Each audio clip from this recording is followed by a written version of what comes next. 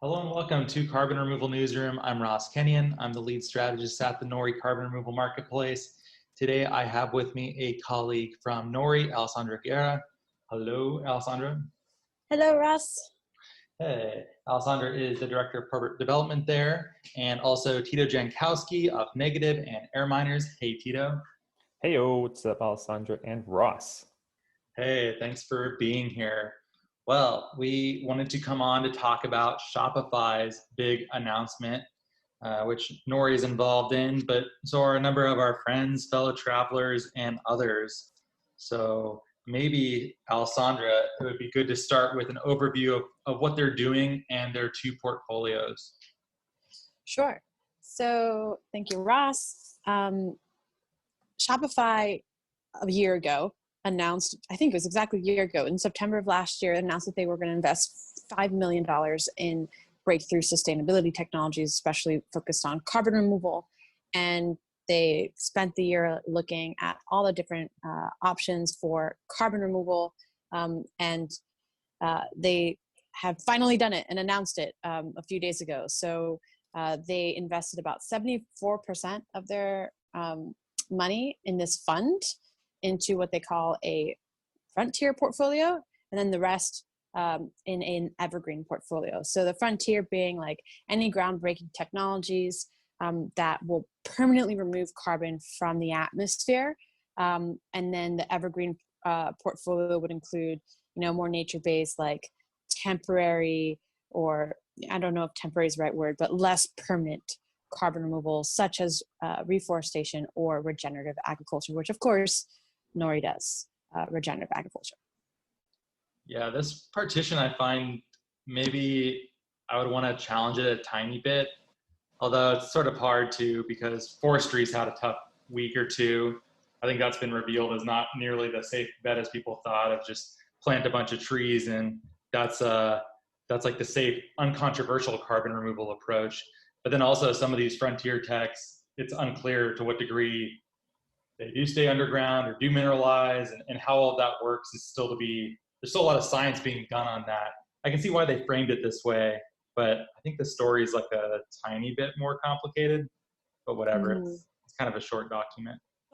Stripe had also a year ago, just a couple weeks before Shopify announced their fund, had said we're going to spend $1 million on carbon removal, and they were very much looking to invest in a broad approach, very similar to Shopify. That was their intention, and then they just decided, no, we see a huge need, and it made sense. Again, a huge need to invest in more permanent carbon removal solutions, and they're not cost competitive. So let's just go all in supporting this, or the development of this industry. But there's still so much to be learned. We still don't know how things will scale or cost. Yeah, Shopify did a really cool job, which is that they looked at a bunch of these, young, cool startups that are doing their best to solve these issues and need help and support to prove that there's an actual business behind providing carbon removal services to the world. So I'm grateful for that, at least. Yeah, me too. And I'm happy they're getting attention and funding. I just, saying permanent in such a definitive way, I think a lot of that remains to be seen. I don't know if you agree with this or not, Tito. I love all of the things being funded. I think are important and should be supported. That framing makes me want to unpack it a little bit. Yeah, totally. For what it's worth, it's very strong framing, right? Like if you go through their website where they break down the investments they made, they have a page for each one of the kind of portfolio items. They have direct air capture, product, ocean, biomass. And then separate from their frontier portfolio, they have the evergreen portfolio. And the difference is every single one of the frontier things is called permanent carbon removal. And then every one of the evergreen ones is called temporary carbon removal. And they have a page for each one, which is admirable, right? They have a description of, for example, ocean carbon sequestration. They have a whole page description of how it works and the companies that they supported and how much of their fund is going into it. But yeah, it's definitely a segmentation. I I think it's good. I think it nudges things and says like, okay, like is this the way it's gonna? Is this how we're gonna start looking at forests and soil as temporary carbon removal? And yeah, these past couple of weeks have been tough for the case for forests. They also have carbon reduction stuff in their evergreen portfolio. Yeah, I think it's interesting.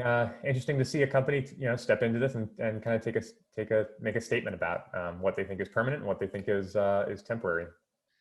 Yeah, maybe just that choice of word too is a bit touchy for those working on the biological or ecological side of carbon removal, because it certainly can be temporary, but the hope is that it actually is not.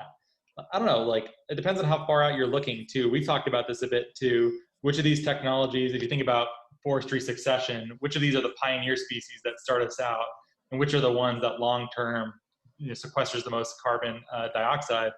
And you've ended up in some sort of like, I don't know how to speak out of turn, but some sort of synthetic biology engineered organism that we create that sequesters huge amounts of carbon dioxide. It's not here yet, but maybe some of these other technologies, hold us until we can get to this holy grail of it.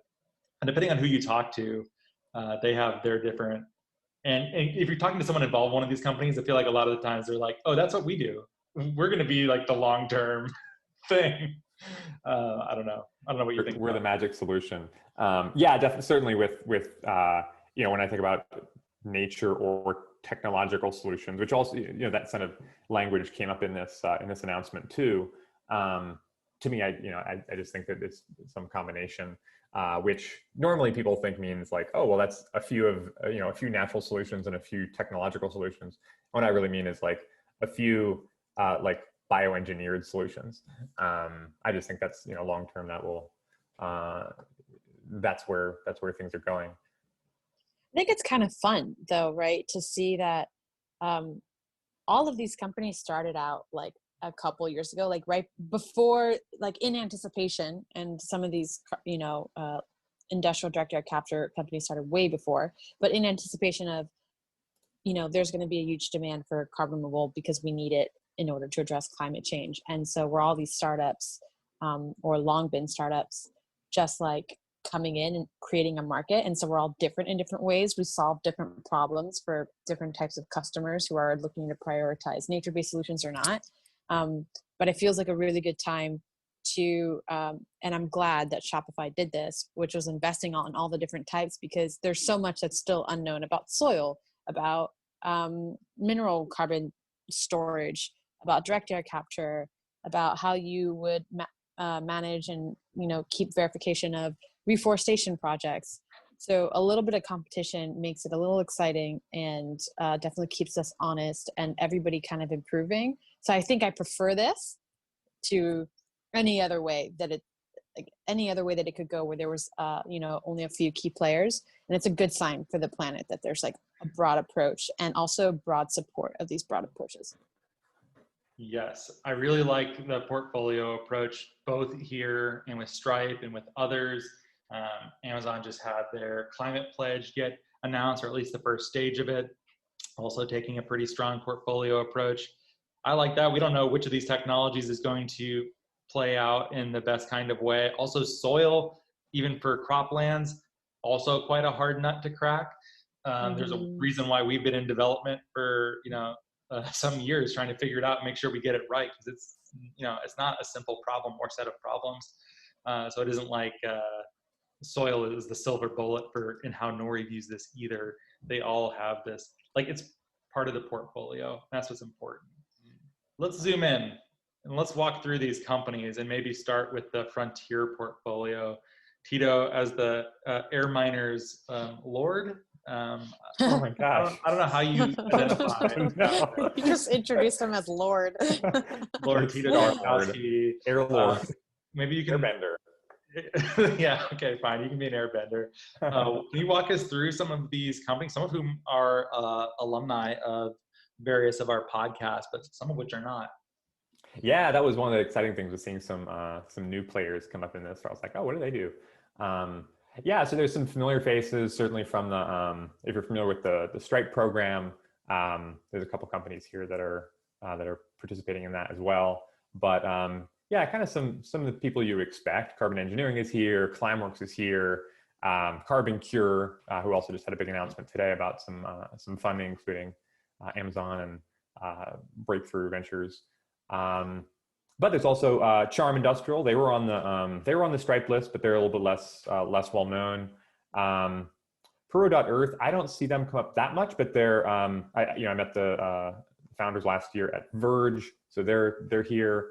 And there's this new one that I've never heard of, Running Tide. They actually just had a feature in Fast Company, kind of in conjunction with this Shopify announcement.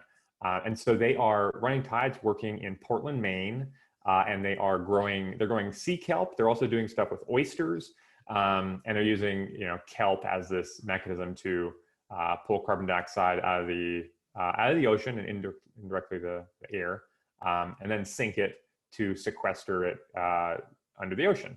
So that's an interesting one to see them come up. So I reached out to them to see if I can learn more about what they're up to.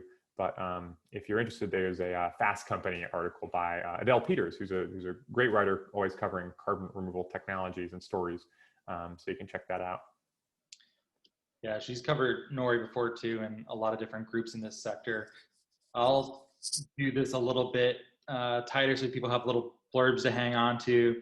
Yeah, Carbon Engineering, Climeworks are both direct air capture companies. Carbon Cure deals with concrete. Charm Industrial does biomass and then converts it into some type of hydrocarbon that goes back into oil wells, in my understanding, and they will be on the show at some point here. Puro.org, Antti Vihavainen has been on the show. Antti, sorry if I messed up your last name, but hi, I'm waving at you virtually right now. Haven't spoken in more time than we really should. And then also, Planetary Hydrogen. I've seen their name before, yeah. but I'm not too familiar. Yeah, that's if the name Greg Rao means anything to you, he's one of the founders behind that. So they're working on creating kind of this scheme that it creates hydrogen at the same time as it sequesters carbon dioxide out of the atmosphere by kind of changing its form in the ocean. So they're very much like an up and coming one. There's actually something in the Shopify press release that was like, we're investing in these portfolio or these frontier companies like Carbon Engineering and Planetary Hydrogen. And it's cool to see like, okay, Carbon Engineering is super established in the direct air capture space. And then Planetary Hydrogen is this up and coming one that I bet for a lot of people they're hearing about for the first time on this podcast. Yeah, I'm sure that's the case. Oh, and sorry, with Puro Earth, it's mostly biochar, and they also use cool stuff with the built environment, though that built environment stuff doesn't look like it's funded in this particular purchase. Yeah, I just wanted to make a distinction here as we're going through the list of companies. What's so interesting is we're all kind of doing something different. Some of the companies listed here, including Nori and Puro, are marketplaces. So they actually don't, develop the projects, and then a lot of these are project developers. But it's like the only maybe you can go directly to a project developer like Carbon Engineering that's doing this work and pay them for this, or you could go to a marketplace like Puro or Nori. And I imagine that as this market of carbon removal continues to evolve and develop, you'll start seeing some of these companies feed into marketplaces. At least that is our hope at Nori. So we might be regenerative agriculture for now, but you could see more kelp stuff. That's why we named it Nori too. So I bet Running Tide is a little jealous of our name. Just kidding. And domain. It's like they might be jealous, but there's also like 1 in every 4 sushi restaurants is called Nori. So right. We definitely get requests asking for like where people can buy Nori sushi wraps, and I'm like, wrong website. Yeah, I haven't seen that, but it does not surprise me one bit. Yeah, that's certainly true. You have groups like Climeworks, which has offered subscriptions, which is really cool. I imagine there's others who have taken that approach too. But I do think we will see more marketplace development. And good luck to everyone taking that approach or the more project development focus. Yeah, we need it all. Okay, how about we move on to Evergreen? And this is more Nori's turf, at least for now. Which of you would like to run us through them? I'll do it. Okay. So in the Evergreen portfolio, there are 4 companies. There's yours truly, Nori, which we're a marketplace for regenerative agricultural projects. For now, as I said, we will expand. There's also Soil Value Exchange that matches ranchers and farmers who practice soil carbon storage with companies. There is Indigo Ag that also works with farming practices. And then there is Pachama, which we've also had on our podcast, which I think it was season 1, episode 104. I like that number. And it's also my favorite podcast episode. Diego's great. And they work with, they use LiDAR and machine learning to help monitor and remote forest carbon credits and reforestation and conservation projects. Yeah, I think actually, and Indigo's been on Carbon Removal Newsroom. Pachama's been on Reversing Climate Change. Soil Value Exchange has not been, but probably should be at some point. I mean, any of these companies that hasn't been certainly could be. They're all our peers, and we're happy that they're here. Yeah, that's cool. Indigo is definitely more broad, so it's very well capitalized Boston company focused on seeds, but also trying to create like a very nice walled garden, in my understanding, or like a one-stop shop for farmers who want to have a lot of the services and agronomy sort of built into this sort of like nifty, almost like app platform. That's my understanding of it, at least. And then also Pachama just had they just got announced, Amazon's climate pledge, which they're one of the companies. So is Carbon Cure, by the way, at least off of this list. And that's big news too, that we're not fully prepared to talk about on today's episode. But does anyone want to take a stab at that? Not yet. Too scared? No. Yeah. Yeah. Yeah, I need to like dig in and read more details, because that happened not even long before we're recording this. But yeah, big deal. And then Breakthrough Ventures, Bill Gates's, or Bill and Melinda's investment arm, they're doing stuff in this space too. So, hey, one question on so we're talking about the climate pledge, we're talking about Stripe, we talk about Shopify. The pace of these, announcements and then investments is pretty fast. I think Stripe was 7 months or something from announcing they were going to do it to rolling out the awardees. Shopify, it sounds like, was September last year. I'm blanking on when Amazon's climate pledge, but I think it wasn't it? Maybe it was a whole year ago. Also like a year. It was a year, yeah. So that kind of sets the pace for this stuff. And I'd love to see it, continue to happen faster, is like announce and do it within 6 months. But obviously, like doing this stuff for the first time in a year is really incredible. So it's good to see all 3 of these programs really starting to launch. And that's, how many of these new programs are going to launch in the next year. Maybe we'll see 3 more or 6 more or 10 more. Yeah. I hope so. That's a big part of what we do with both of our podcasts, and trying to highlight the work of people who are in carbon removal now, and also make people jealous who are not already in carbon removal. Get that brain power surging in here, because we certainly need a lot of it. And I hope that there's more and more companies. This is like the most frequent lament that we have, Tita, is we don't want to be at a carbon removal meetup and we know everyone and we have for 5 years. Yeah. That's bad. The idea is that this becomes super old news, that organizations are making carbon removal commitments and sticking to them. Like, it should be just how business goes. It should be business as usual. And that's the goal. I like that. I think that the room that I see that Shopify and Stripe have created in their announcements is by going so detailed on this. They're not just saying, okay, we bought, carbon credits from carbon engineering, we bought carbon credits from planetary hydrogen. Each one of them, if you read through the description, says, this is specifically what it's going to support in terms of impact, not necessarily in terms of what Shopify gets. So, for example, in Charm Case, they said they're able to bring their this new method they're working on another 10% down the cost curve, right? So, like, that's cool. I think that kind of approach leaves a lot of room for for this to continue to be newsworthy in a way. I think if it was just XYZ bought some carbon credits, there's not much of a future there. But for example, Stripe, they published all the applications. That was super cool to be able to go through GitHub and read everybody's applications and see how it works. So yeah, I'm looking forward to programs like this where they, they're certainly buying a product, but they're also really creating more space and more room for these companies to grow, and kind of sharing that story. One other partition I note here that's interesting to me is software versus hardware, or like digital versus physical reality, because one of the lamentable things about the VC world, Silicon Valley, is it's all like software is eating the world and hardware is neglected, and we actually need quite a bit of work being done with like physical reality, taking carbon out of the atmosphere, et cetera. It isn't just about apps. Nori's a software company, so I'm allowed to gripe about it, and grouse I will, but that's not the full story. There's a lot more that needs to be done, and hardware doesn't get its fair shake a lot of the time. Okay, well, that's fine. I think that's a fair place to end it then. The link to this announcement is in the show notes. Congrats to Shopify. Thanks for taking leadership on this.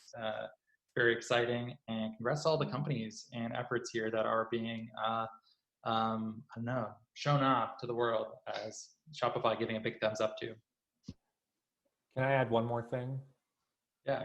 And so I just found out this morning that we are going to be having a new Air Miners event on September 30th about this Shopify announcement. And Stacy Kalk from the Sustainability Fund at Shopify is going to join us. We're also going to have some of the awardees come there. So it's going to be very participatory, and Alessandra is going to be the moderator. So come there and ask your questions, make your comments, kind of read up on this. You can join at conference.airminers.org for more information. And if you're already on the list, you'll get an announcement about it, but that's in the works. Link is in the show notes. And if you're not already in the Air Miners group, why not? You're listening to this podcast. This is your group of people to connect with. You clearly should. And click on the link in the show notes. And thanks for being here, Alessandra and Tito. Thanks. That was great. Thanks. Yeah. And if you like the show, would you please write us a review on Apple Podcasts or iTunes? Same thing, really, depending on how you use it. But it certainly helps a lot getting this content out to more people. We would all be grateful. And thanks so much for listening.